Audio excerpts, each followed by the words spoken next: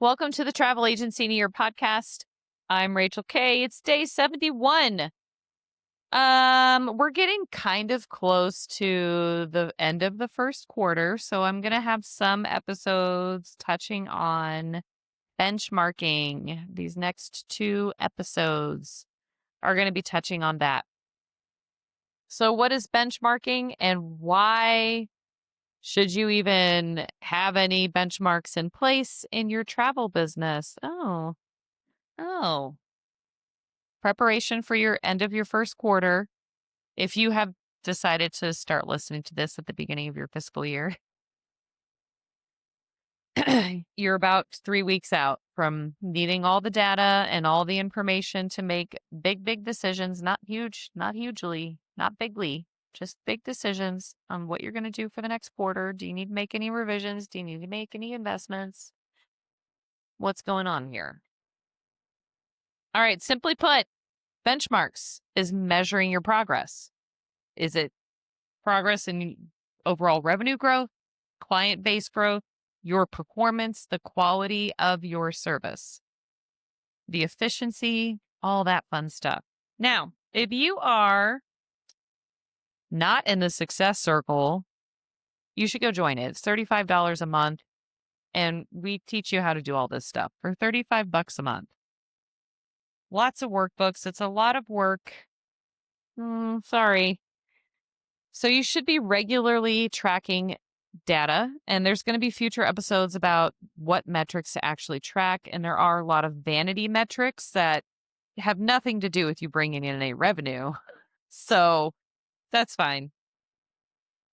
And then there are important metrics like how much money are you actually bringing in, right? How much money are you actually spending? I know I focus a lot about money. I don't know why in these last few episodes I keep touching on the money. That's fine. Just over here thinking. So based on the data, which is going to be like your marketing data, your leads to conversions, your overall sales growth, your overall revenue growth, and it could be in a decline. It's okay. We all have ups and flows. Ups and flows. Can you make investments for further growth? Is the affordability there? Does it make sense to do that? Let's say you implemented a new social media marketing strategy at the beginning of this quarter. And you're like, I'm going all in on Google My Business ads and Facebook ads. And you had the money and you have the budget for it. Well, now it's been 3 months. You need to look at how each of those different ad sets have been performing versus the spend. Are they converting to sales? Is it bringing in revenue? And therefore, should you continue investing in the same amount of ads each month, or should you cut back on one platform, invest more in another? Whatever the case may be. Everybody's different with the results that they're going to get. There is no magic formula that's just going to be like, oh, if you buy these ads, you're definitely going to get business. Now, you could hire a marketing company to do the ads for you, but do you have the affordability for that? Because it's the ad spend plus they're doing like the timing and all those fun things. Okay.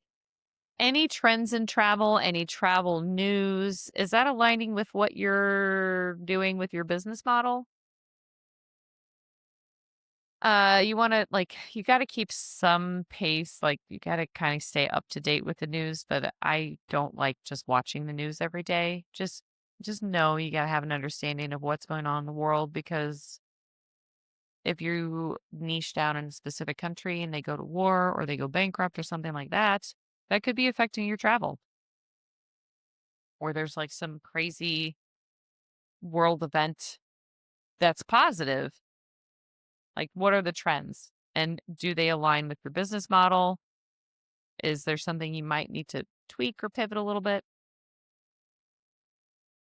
Further expanding on this, global and national economic trends, are they aligning? And so I mentioned in a few other episodes, not a few other, I think yesterday, nope, 2 days ago, the luxury versus budget clientele and how there is a stark difference, and how luxury travel is going to need more and more of a high touch experience that's very personalized and nuanced and good service that honestly AI chatbots can't deliver on, versus budget, which is like, we want to get away from our life. This is, I'm living life on nightmare mode and I just need to go to a beach for like 10 days. What can you get for me? There's going to be different levels of service there.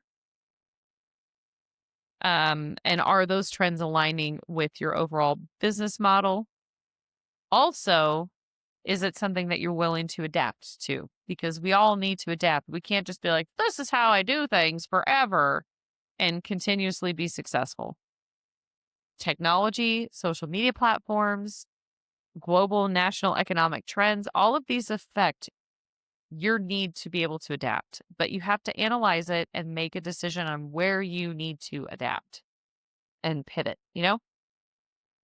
All right. There are internal and competitive benchmarkings. We talked about competition yesterday, not comparison. There's a difference. Go listen to yesterday's episode if you haven't already. So, the internal benchmarks is like comparing your current company data to your historical data. And are you seeing that trending upward? It's never, if you're watching this on YouTube, let me fix my headset. It's never like a straight up. So if you are brand new, just know if it's like meh, bumpy, that's fine. That's fine. Like if you have a month where you're in the middle of wave season, you're like, woo, I booked my first $100,000 month. And then February is going to be like 25,000. And then March might be 110,000. Like I have seen my own sales, like revenue charts like that where I'm like, woo, and it's just like slowly going upwards. I'm sure you know that, but also you might think you're the exception and you need to just skyrocket into the moon with the Dogecoin, I guess. I don't know. Anyway, if you can compare current data to historical data over time, if you're brand new, you're not going to have historical data. So you just need this to be like, okay, this is the first benchmark. This first quarter is my very first benchmark. We'll compare it to the next year or the next quarter. And honestly, you won't really have a thorough understanding until you go through an entire year. And again, the global and national economic trends may affect it. So you might be like, well, I'm not doing that great. But then the next year, the world could be doing so much better. Everyone's doing so much better financially that you could see like a double in sales revenue just out of nowhere. And you should be able to start looking the next year's first quarter data to this first quarter data if you're brand new and you don't have anything to work with and see, is there actual growth here? All right, it can eliminate the waste of your time or money being able to compare that data, especially if you look at your financial data and you're like, why did I spend $15,000 on courses that A, I haven't completed, or B, I have completed and they were just like a waste of my time? Okay, next year I'm not spending that much money. I remember the first time I actually looked at my spending in my business when I started really making money. And I was like, holy shnikes, I quote unquote invested in so many tools. And nope, didn't need to spend all that money. So it can save you and really help you understand what is a time waster, what is a revenue or money waster for you. Every business is different. You might see that those investments you made in those courses are going to take a little bit longer to pay off. And you could be like, well, that's valuable. And I'm not going to spend as much this year. And we'll see how it plays out. Right. Okay. It also shows how organizational processes can become more effective. So if your response time, that's a benchmark, your client response time, your lead response time, do you have that as an automated workflow? Or is it you just trying to figure it out on your own and just checking your email constantly? Um, or maybe you've made notes on this is what I like to do. I make notes of my spring weddings every year and I don't book anything in the summer, like after June 15th. But I will make notes on the feedback of my couples and their wedding guests. If there's anything that I can be doing to help explain things better for them. And then that following summer for next couples, the next year, I just work on adding those workflows because I have that downtime. So that's why you need to be tracking all this data, even client feedback. Competitive benchmarking, that was all yesterday's episode. Like, who is your biggest competitor? Who do you want to aspire to be like? Not copy. What are their sales looking like compared to yours? And what's the gap there? So I talked about filling the service gap a lot in yesterday's episode. Today, you might see, oh, I'm at this award ceremony because I'm a top producer for blah, blah, blah company, with your competitor posting that. Do not get envious and know, okay, well, I got to get there. How do I get there? I probably need to do $1 million in sales with that company or a similar brand, right? And where am I at now? And what are the gaps that I have? And don't be the victim and be like, well, they have all these assistants. Well, they have all these things. No, you can still do it. You can still do it. You can still do it without anything. Okay. Don't have that victim mentality. And you might not get there in the very next year or the very next quarter, though you could potentially get there in the next year. But that's going to help you assess your revenue goals. Are you hitting that? Is it possible for you to really hit that goal? What if they're in a major, major slump? And why are they in a slump? Are they transitioning niches? And so now you're like, oh, well, they're doing something completely different from what I'm doing now. Should I look at them as a competitor and maybe figure out the why if you can? And honestly, a lot of travel advisors, it goes one of two ways. They're either going to be very friendly and be like, this is why I want to switch niches.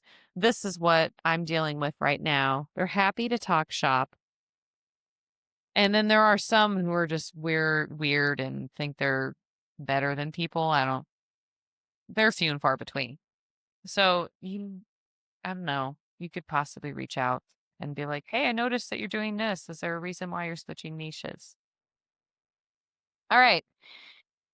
Strategic benchmarking is emulating world-class organizations. Strategery. This can involve cross-industry inspiration. Like you can adapt similar processes that your preferred tour operators, DMCs, resort brands, or cruise brands have, which I have done this quite a lot in my stumbling through growing group travel business and figuring out my preferred supplier. And I am like, I love that they do this. I love that they do this. I love that they do this. And I will do the same thing with my clients. I'm like, I can see why my group coordinator isn't super stressed out because there's all these boundaries in place. So that's one way you could do it. But you can also emulate completely different markets or brands that you know your ICA enjoys. An example that comes to mind with regards to service. I don't know why I didn't note an example, so now I'm doing an example that comes to mind. Don't worry, I got 5 minutes. Nope, I'm not going to run out of time. I'm going to go over today. Let me think. Oh, shoot. Okay, so I know Southwest Airlines, they're like prepping the plane process. They emulated NASCAR's pit crew to bring efficiency. Benefits of doing this regularly, hence the quarterly review. Further improvements with baby steps because Rome wasn't built in a day, baby. What is actually working but versus what isn't, you can see that clearer when you zoom out over the course of 3 months versus focusing on every day. You can improve upon your competitors' practices, increase efficiency, reduce costs. We've already talked about that. You can focus on your clients' loyalty and satisfaction a little bit more and make further improvements every single time they come back to book a trip with you. And they'll be like, wow, you just keep getting better and better. I know. And it clarifies your goals if you can really see and you can be like, oh, there's no way I'm going to hit 1 million in sales this year. Let's shoot for 650. So that's it. I hope you enjoyed this episode. If you want more help, go join the Success Circle. It's $35 hairs a month, and elevatewithrachelgay.com is where you can find it. Have a good day.